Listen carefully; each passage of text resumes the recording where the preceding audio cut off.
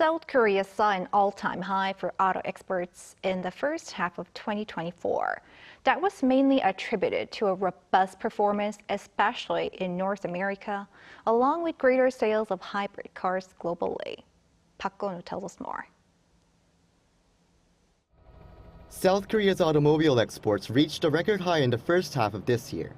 Data from the Ministry of Trade, Industry and Energy on Tuesday showed that the value of automobile exports from January to June was over $37 billion. That's an on-year increase of 3.8%. The ministry said expanding demand and sales of hybrid cars and increased exports to North America were behind South Korea's performance.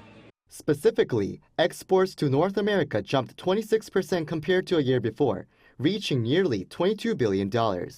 That's in contrast to a decrease in exports to all the other regions during the first half of 2024.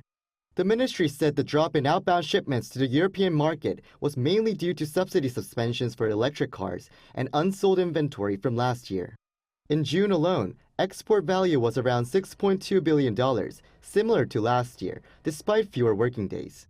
That continued a run of monthly auto export value above $6 billion in 7 of the last 8 months, with February being an exception due to the Lunar New Year holiday. By region, outbound shipments to North America surpassed $3.6 billion. Exports to the Middle East also saw an increase for the first time in 8 months in June. Production dropped slightly by 2% on year due to a base effect. The industry ministry said better performance is expected for the second half of the year on increased productivity and a return to full-scale production at a Kia factory in Gwangmyeong in July after a refit. The ministry added it will be supporting companies so that the country can reach its export goal of $100 billion for cars and auto parts for this year.